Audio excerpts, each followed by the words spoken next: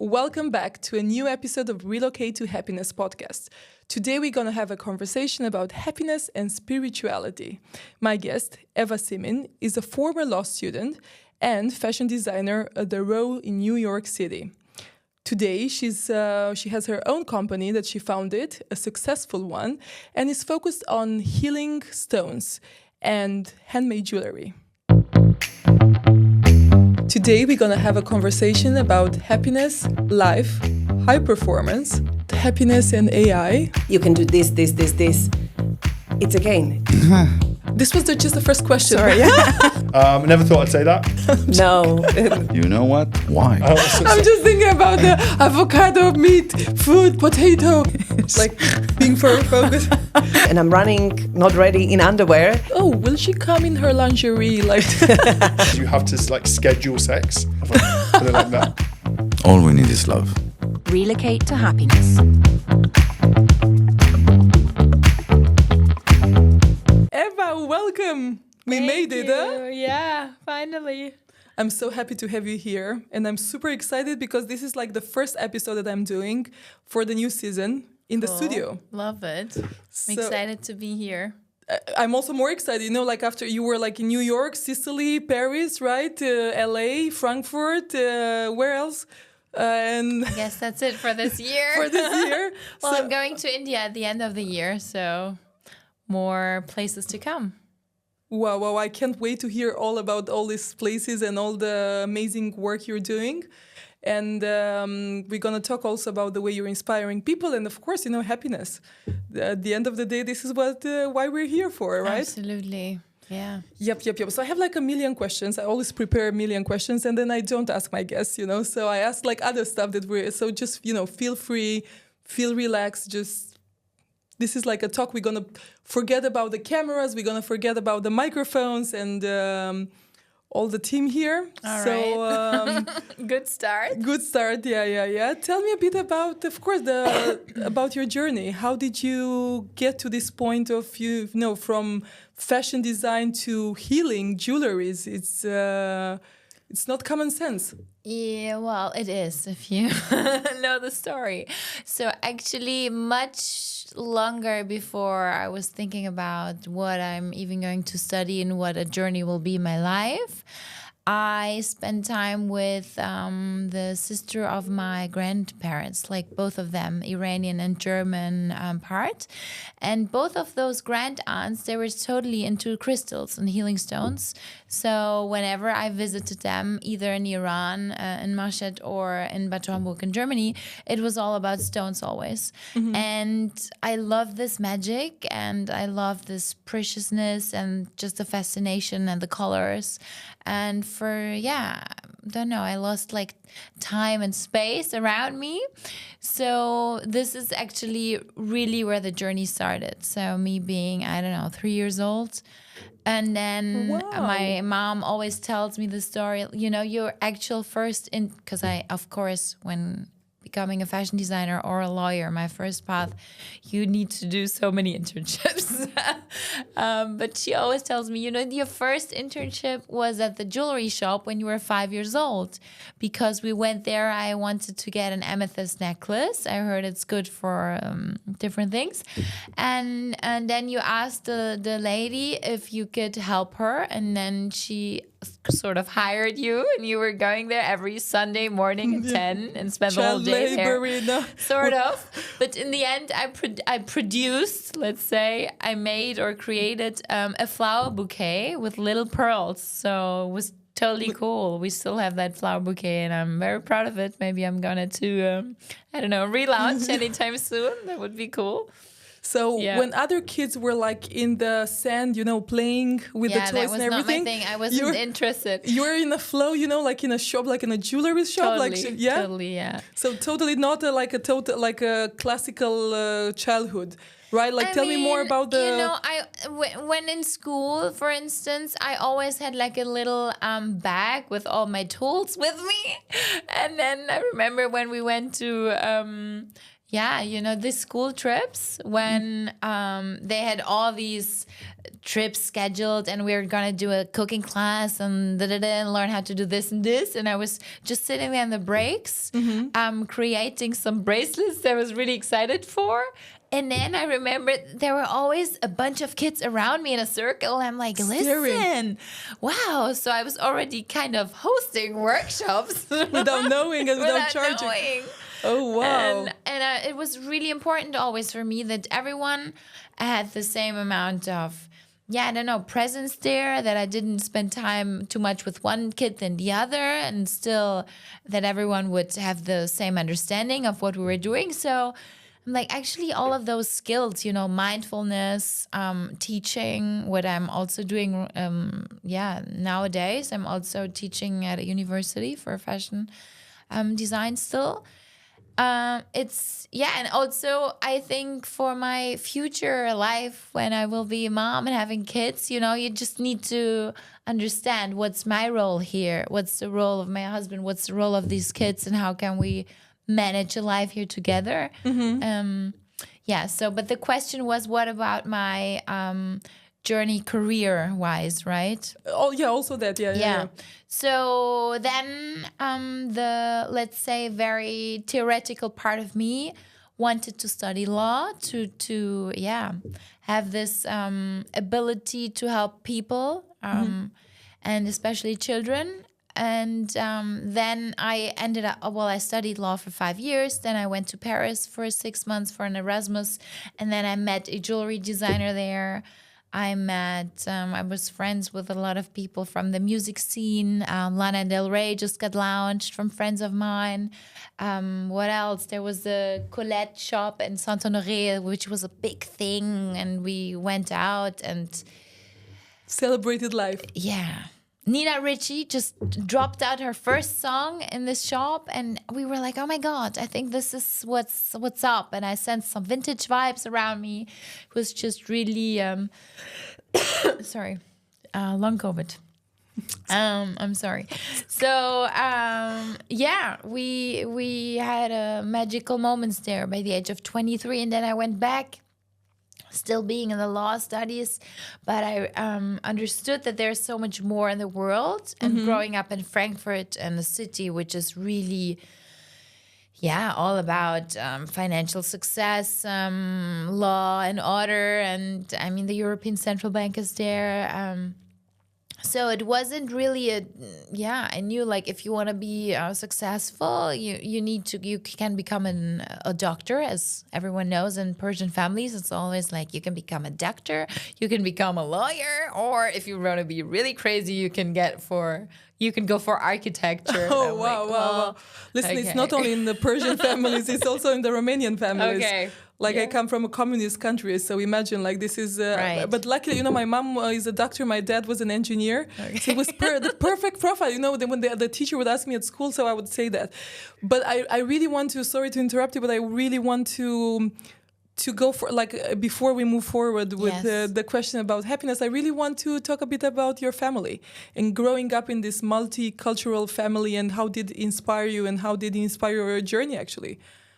So I would say, especially now jewelry, actually, I started this conversation by talking about both my grand aunts and also my grand mothers, and also the aunties in my life, which are my best clients, by the way, the Germans and the Persians, and also the one in LA. They always come to my pop-ups and purchase beautiful pieces that I make for them. So... I don't know. There's something about, so in both cultures, I mean, the German culture is very strict, I would say, on time, and very secure. And then the Iranian Persian culture is very emotional, loud, dancing, crazy. But then also, I mean, with nowadays all the Islam there, it's very restricted and complex. How did it influence me? I think both of those extremes never gave me a real chance to be one or the other. So I needed to be individual always. And at the same way, really find my own way. because I was trying to look, can I fit into this world? Can I fit into this world? And I was always, nowadays I speak Farsi, and of course I speak German, and I speak other languages too. But growing up, it was always hard for me to completely fit in. So I was really pushed to be individual and to be me and be free in the end and create myself. And that has influenced also my designs, because I could never look like the classical lawyer. I could never look like the crazy fashion designer. I love brands. I have tons of Gucci pieces with me, but at the same time, I'm so much into handwork, crafting stuff. My father has built an empire for Persian rugs, and I literally, I didn't know that. Wow. Yeah. So if I need some rugs, some carpets at home, absolutely. Yeah, can I call your dad? Yeah. So the dad He's is always ready. Like, send me designs. I want to come to Portugal. He's right now in so Mallorca. He just opened a space there. Yeah. So I was in Morocco 2 years ago, I think. Okay. And it was They do impressive. weaving, It was pieces. just really, really, we're laughing, but at the end of the day, it's an art. Of course. It take like a year to do Yeah. that, to build, how do you say? Well, in Morocco they weave, but in Iran they knot it. So it's a different technique, and most of the rugs, especially the big ones, they take 4 to 5 years. And then if it's gom silk, which is the most precious one, it's just tiny, miny. It's like this microphone. That's like the backside of a rug. Wow. Tapis, yeah. Yeah, so I've been influenced by both a lot. Also, all of this growing up, seeing all these fabrics all my life, and just hearing people talking about how the color is biological and it comes from, saffron, it makes it red. And then even having this awareness of how color can be bleached by sun, and if it's chemical, this effect to your skin, all of that. So how important is the environment? Like, look at this, like you grew up in the environment, like you got like so inspired. 100%. I don't know if you do the same thing, if you wouldn't live there, and if you didn't have the access, if I could say that. Yeah.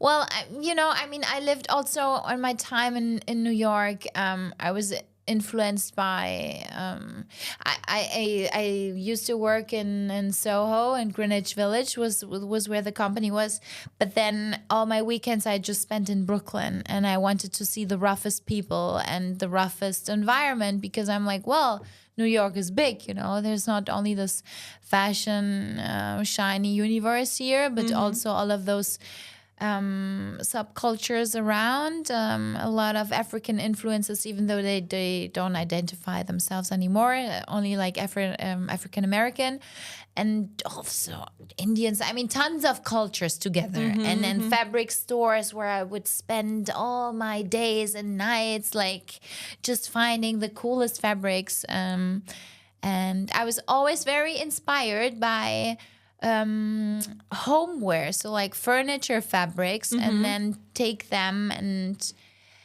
transform them into kimonos. And I would, kimonto. I was doing a project that was called the kimonto. So manto is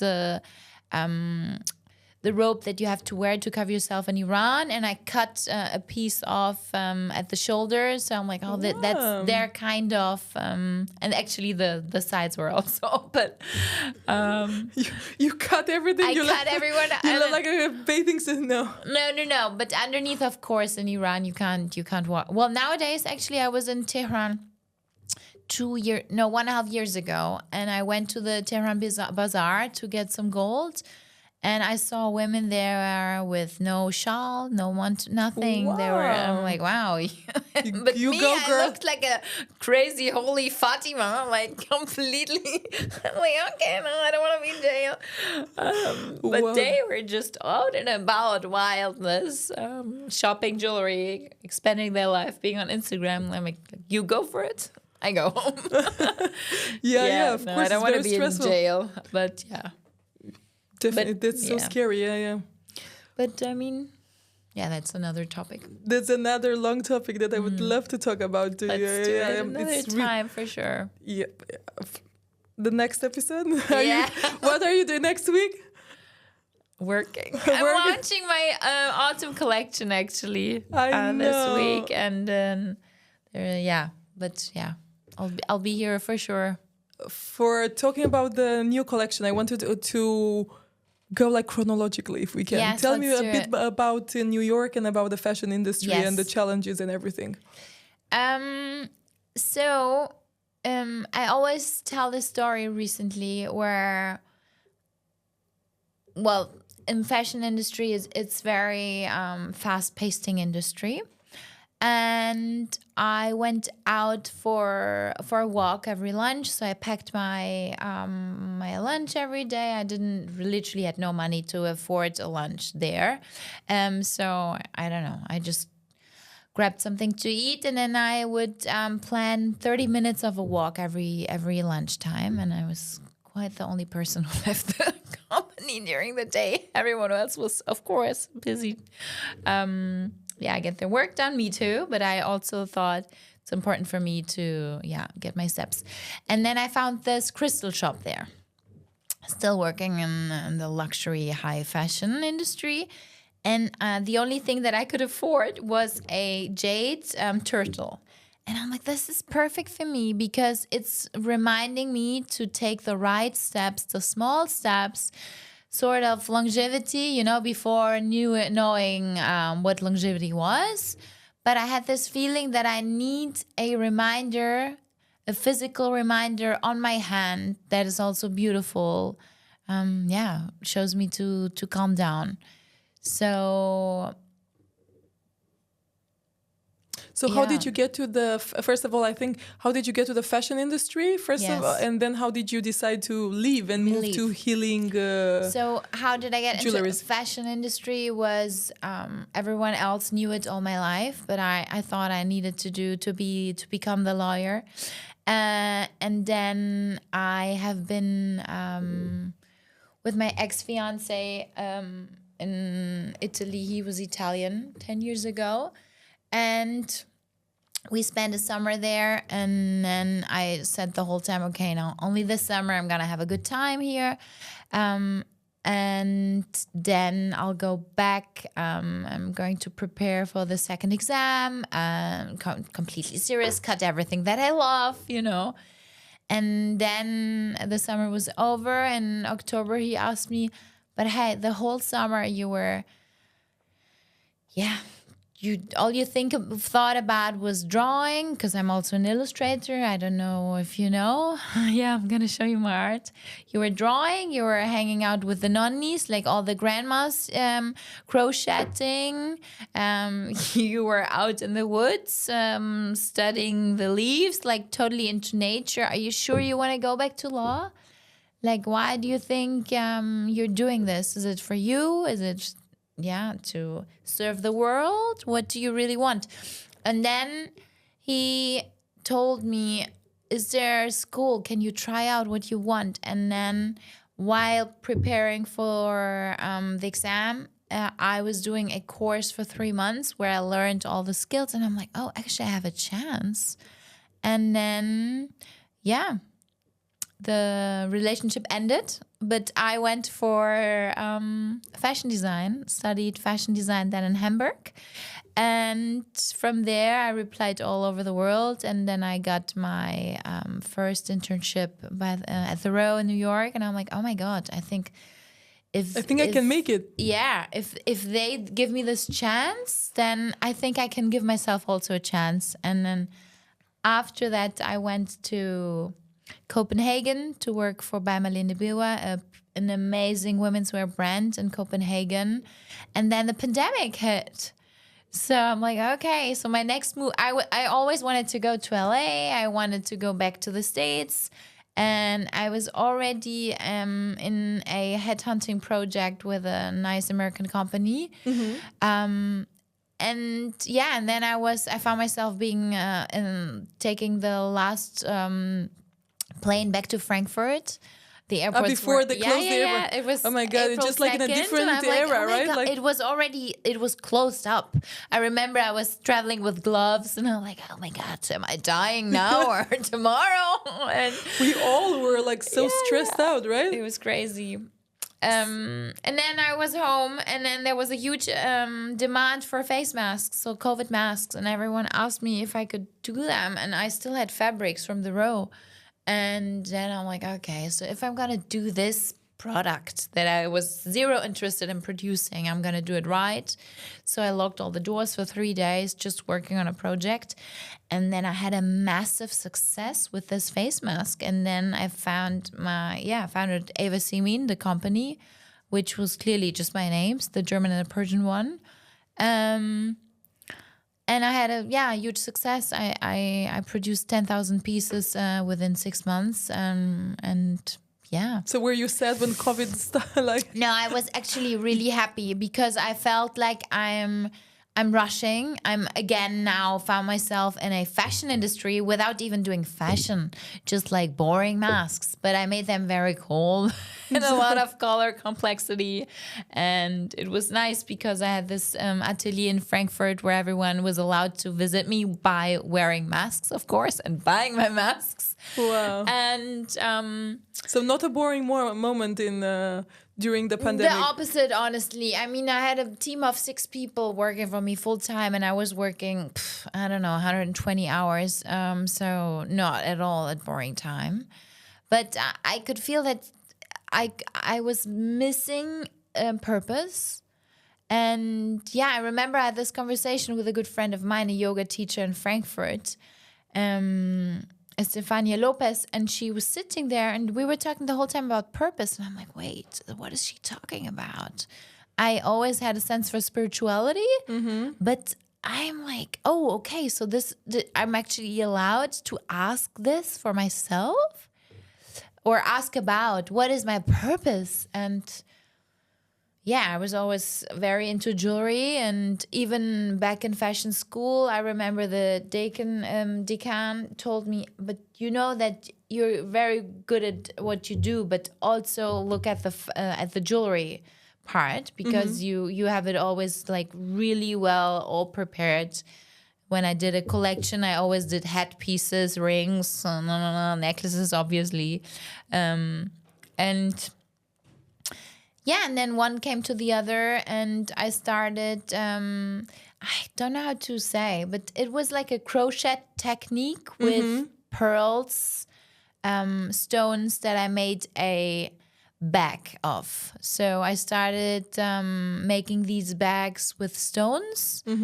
And then I bought a lot of stones, first in Istanbul before I knew everything about ethical sourcing. I just went to the markets. And I'm like, okay, yeah, this is what I know. This is how I know how to shop. And it's like a crazy moment where you just see colors and pieces and bazaars. Like I knew it from Tehran. Wait a second. What is ethical sources? Well, So right now, I only buy from Ida Oberstein, which is the German gemstone city. And there I buy from suppliers that have ethical sources. So it's like biological cotton, for instance. You have certifications that tell you, okay, this was produced harm-free. These stones come from there and there. These workers were part of the project. Versus I go on Alibaba.com and buy the cheapest pieces. So I am completely positioned against that project of the second one, the Chinese sourcing. I mean, I don't know what the future brings, and I know that factory is not factory in China, so like there are good and bad factories, but what I can just trust more a person that I get to know, and then they show you certificates, and I have those stones in my hand, and I just trust this more. But now I'm going to India by the end of the year before Christmas, and then I will actually see the minings, because then also a supplier can tell you a million things and show you certifications. Yeah. And then, but then, also it could also be that the one day in your company, everything goes well, and the next day it's bad. Like where to start, where to stop, But I'm trying my best possible way to buy ethical.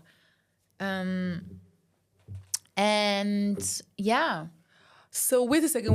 First of all, I want to see what you brought here, and talking about stones and talking about healing. Yes. So I want to see here, like you were teasing me. You just put them on the table, and I was wearing it, and I'm like, oh no, this doesn't fit my style. Let me put it on the table. Okay. Yeah. So tell me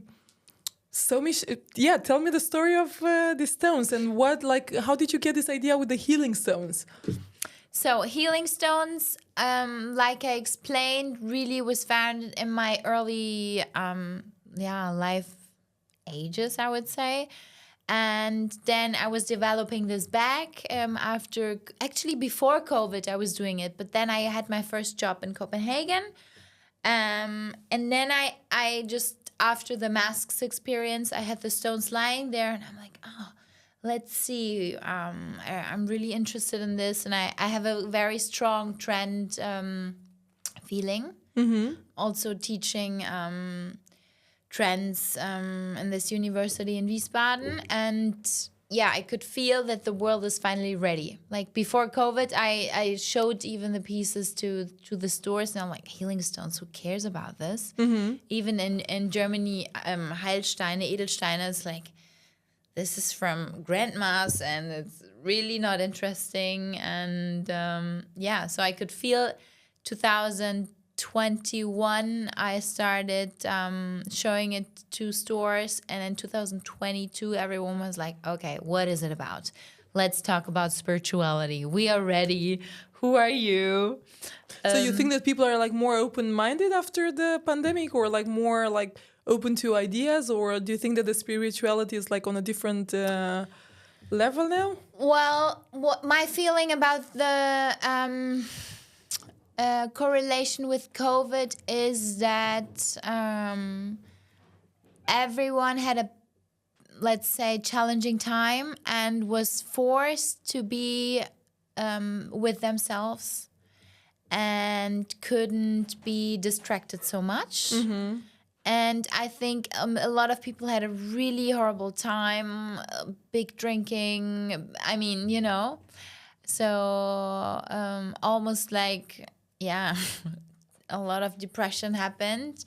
And then, of course, also some people were forced to calm down, go deeper, think about what they actually like.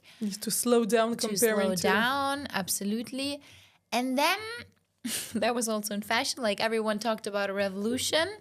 And the year after, it went on as faster as they could. Like, okay, now we really need to do it.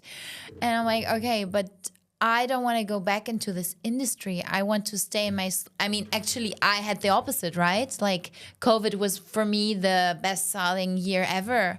And then afterwards, maybe that's why it maybe that's why I did it the other way. Because after COVID, I had this rush of, I need to come down. I can't maintain this pace in my life anymore. I really want to do something purposeful, something that I like, which is still beautiful and serves a purpose. But also, it's nice to have on your skin.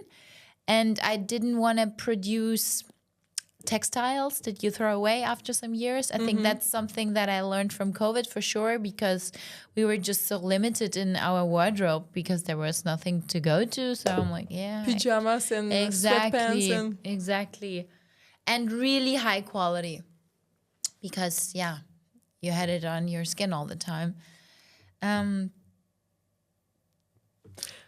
Yes. No, I just wanted to ask you, talking about healing and about spirituality and purpose, I want to ask you, what about happiness? What does happiness mean to you personally? And of course, as a designer, like professionally?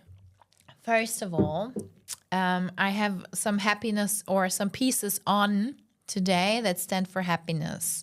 I'm wearing the sunstone here on my hand, which will be launched soon. And yeah, I mean, sun and happiness for me is a match. And since Same here. right? I mean, that's why we moved to Portugal. Exactly, yeah. I think it was like they lied to us, 300 days of like of sun, right? And now there's like raining. I think it was like the worst season ever. Yeah, Anyways, I mean, this season was great. February, March, I left because of that season for sure. But I mean, we just had a wonderful summer here. Even though we were both traveling, but I mean, also now, today is a beautiful day outside. Yesterday, I was at the sea the whole day. Yeah. Okay, happiness for me. So happiness these days is very simple. I am identifying in the present moment. As there's this famous saying, I don't remember who said it, but like being in the past gives you depression, being in the future gives you anxiety. So you might as well just stay in the present moment and enjoy now.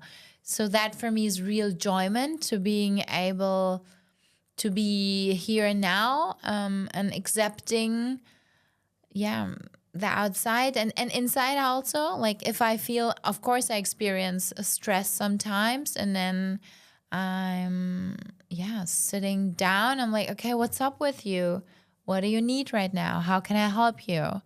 But being very self-aware of like what you actually need. And absolutely. It was always, or like you felt that it grew I mean, I've done tons of intellectualizing feelings in therapy and coachings, a lot of coachings. But now it's the first time in my life. I'm 36 now. And I feel like I really know who I am and what I need. Boundaries, big topics. Oh my God. I remember. Go ahead. Yeah, wow, love that. I mean, boundaries.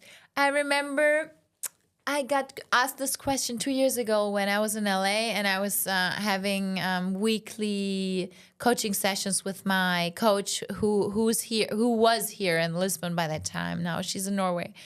And she asked me, so what are your boundaries? Can you write it down until the next week?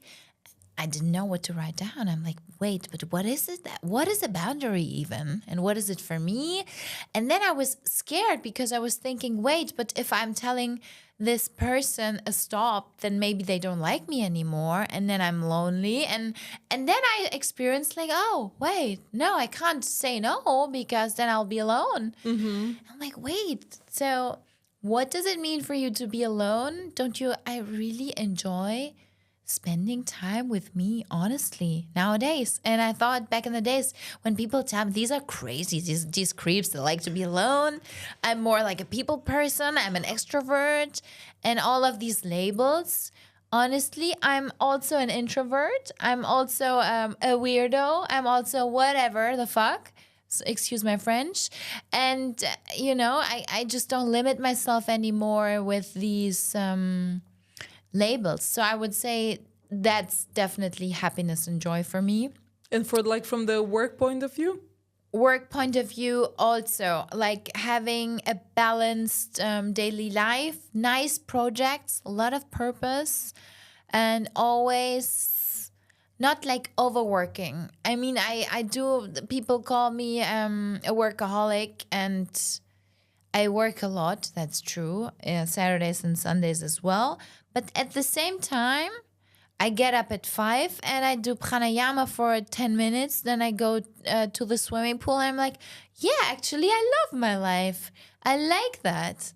Also, and you don't feel it is work when you're like passionate about something. Yeah, and then I'm like, okay, so it's 6 o'clock. I already have my duties done. Now I can start. What do I want to write about in this newsletter? Then I'm opening all my emails, and I'm like, okay, cool. So by 8 o'clock, when the assistant starts, I already have like a half of a day done, and I know exactly what to tell her. But of course, by 8 at night, I'm completely done. I need my rest and sleep. Of course, you cannot go. I don't work later than 6 usually. Yeah. That's good, but you start early. Exactly. Yeah, that's my rhythm. It works for me. I remember when I started working at 9, then I was always stressed the whole day. So it gives me some more, I don't want to say control because it's another complex topic, but I have a lot to talk about, but Feel free, come on. Controlling, I would say more, then I always give the example of like family and mothers. It's good to know where your kids are, what they do. You're not controlling them, but Yeah. So for me, it's good to know, okay, I can get up, even if it's 6, I don't care. I can go to the pool, I can do this, and I'm not late all day long, and I'm still taking care of my health. I'm taking care of my body, of my flexibility. Yeah, so control is also a good thing, I would say. If you're not over-controlling. Exactly, yeah, like That's control the thing. freak, yeah. Exactly. Yeah, but it's like with everything. When it comes to extremes, that's how the world falls apart. But you did mention stress. Yeah. So I want to ask you, like, and you mentioned also waking up early and having your own rituals and, like starting the work early and then finishing early. And I'll still talk about this. Yeah. Yeah. Oh my God, I love them. I love it. Yeah, you can have a look.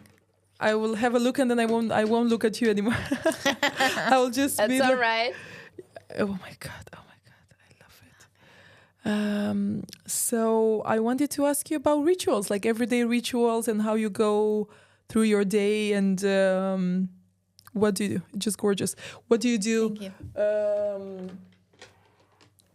Sorry, again. So about your everyday rituals and how do you find your, islands of sanity? So I have recently been invited to a yoga retreat with horse wisdom.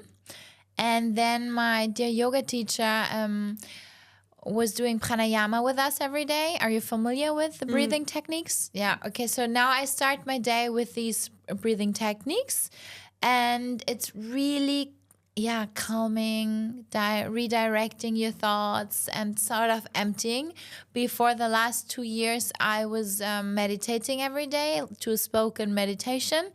And then you repeat the words of the teacher. But at some point, I'm like, I'm repeating those words, but I think I'm more right now drawn to stillness, but I don't know how to get there. So with these breathing techniques, it's kind of an exercise. It is an exercise. And you look kind of weird, like you put your tongue out and breathe in, and you need to feel the cold air on your tongue. And not everyone is able to do it, of course. Well, how do you do that? Okay. It looks funny, Okay, I know. we're going to do that. Yeah. I don't think I want to see myself with the... I don't want to see myself doing this. But yeah, so there are plenty. There's also You started, not me. There's also this that is like breathing in with the right hand. Never use the left. This looks really bad. Like, Well, you do like... this looks like sniffing others. Like, it just... No. Don't do this. Well, anyway, so this is all pranayama techniques. So all breathing techniques that really calming you down, and then that's part of a meditation. So while I was mentioning before, when I was listening to those meditations, I wanted to be more in stillness. So when I do these breathing techniques, the pranayama, after that I can be really sitting in stillness, watching the sun, like looking to the sun. Then movement is important. I imagine that I go swimming, I do yoga an hour a day, and then rituals. I would say also nutrition. So I know what I'm eating. I don't do crazy diets anymore like back in the days. I have a big whole history about losing 15 kilos, gaining them again, like all over, and then feeling good when I was losing, then being skinny felt horrible, and then somehow trying to smooth those feelings with nourishing, I don't know, chips and ice cream, and then I just gained it again. Ben and Jerry's, what was it? Cookies and cookies and cream? Dough? Cookie dough. Cookie. Yeah, Which one is that one? I don't want to put it into my mind now. Thank you. No. Next. I now eat frozen fruits, actually. They're really great from Auchan. Yeah, that's my. We should get them I'll get them an invoice from Ocean. We put Yeah, let's do it. Exactly. I don't know. Is it even the name? Anyways, yeah. so yes, rituals. So I would say the breathing, meditation, yoga, but a lot of movement, and also seeing green around me, nature. That is very important to me and helps me a lot. Yeah, aesthetically pleasing, just like consuming with your eyes beauty around you. Which for me, I mean, is being in nature and seeing palm trees makes me really happy. Does it help the creative process? You feel it like all the stuff that you're doing, it's just like you become more creative or you're being more in flow? The creativity, I wouldn't say, because sometimes I get so relaxed that I just want to relax. So I think stress and creativity can also be related, and it gives you like some, I don't know, you're in this phase of, I want to do something, like crazy person, you know? Yeah. But the flow and the rhythm is great for me. Like, okay, I know that I'm not losing, like I'm not creating FOMO this way. If I'm like, okay, so I want to start drawing again. This Sunday I can make 3 hours time for that, and that gives me some organization, and then I'll be sitting down and don't need to cope with being stressed or being sad or anything. I can just sit down and focus on the art that I want to make. But let me ask you the other way around. Wait a second. So I'm trying to... is there any connection between creativity and happiness for you then? 100%, yes. Because it makes me truly, I always say my favorite feeling is to be inspired and inspire other. But first inspire myself. Like when I see something and then I just get like so in a rush, like explaining how I was in Brooklyn, like, oh my God, now I want to capture everything. I want to understand everything. And then out of all of this chaos creates beauty. I'm like, this is amazing. So this makes me happy, obviously. And then now owning this amazing brand, seeing the pieces on other people, coming them alive makes me also really happy. And even more when I know, because every piece stands, like this one stands for self-love. So when I have someone lacking, you can wear it, of course, lacking self-love or not feeling beautiful, but you're beautiful, you can wear everything. I'm getting all, I'm blushing here. Too. No, it's, you know what I love? I love how it feels. Yeah, this is so it's raw. It's not cut it, but only brushed. So that makes it's a less harmful way to make crystals. So this one is a pink jade, actually. So if let's say if I would tell you now to create a jewelry that actually express happiness. Yes. How would it look like, or how would it be? Well, now talking about the healing properties of the stone, I would go for, as I said, the sunstone stands for joy, and it's symbolizing the sun. So that's happiness for me. You told me about the bracelet. Exactly. Yeah. So this is this bracelet. And then also this light orange, it's a beautiful color, and it reminds me of a pope on the street, you know.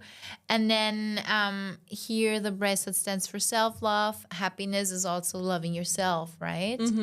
And then I'm wearing always an amethyst that stands for wisdom, the grandma in me. And are you familiar with the higher self? Depends. Yeah, well, this definition of the higher self of you is the version of yourself that knows what is best for you. So if I was mentioning triggers, if you're triggered, then you know, like, oh, I could now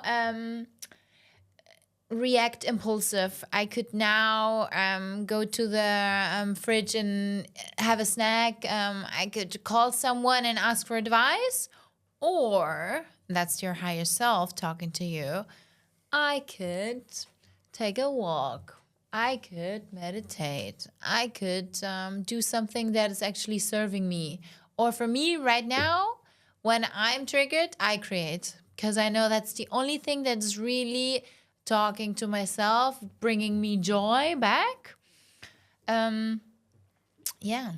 You mentioned a bit the people that you're inspiring and that you are creating for them, right? All these jewelries.